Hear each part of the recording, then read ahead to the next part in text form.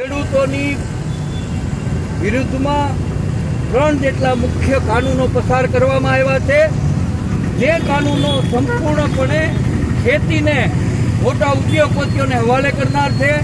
APMC marketing બંધ થાય તેમ છે. લઘુત્તમ ટેકાના ભાવો ન મળે તેવી પરિસ્થિતિ છે. આવશ્યક સેવા જાળવણી ધારો રદ કરવાને કારણે મોટા ઉદ્યોગપતિઓ અનાજને કઠોળના જમાખોરી કરશે અને ખેડૂતોના હાથમાંથી સમગ્ર ખેતી છીનવાઈ જાય તેવી પરિસ્થિતિ સર્જન થઈ રહી છે.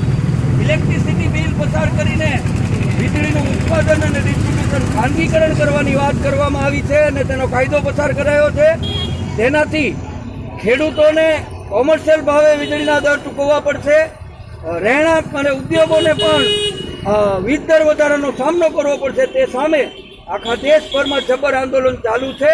કિસાનોનો રોષ ભડકે વળે છે અને તેના સમર્થનમાં જે રીતે સરકારે દમન કર્યું છે, લાઠીચાર્જ કર્યો છે, ટીયર ગેસ છોડ્યા છે, રોડ ઉપર ખાડાઓ ખોદીને ખેડૂતોને રેલીમાં આવતા રોક્યા છે, તે બંધારણ વિરુદ્ધનું છે. અને એટલા માટે આજે ગુજરાતભરમાં આવેદનપત્રો અપાયા છે. રાષ્ટ્રપતિને સંબોધતા ભાવનગરમાં પણ આવેદનપત્ર અપાયું છે અને આજે અહીંયા ડેમોન્સ્ટ્રેશનનો પ્રોગ્રામ કરાયો છે. આખા ગુજરાતમાં જો સરકાર માગણી નહીં માને તો જબ્બર દિલ્હી ચલોનો કોલ આપવામાં આવશે.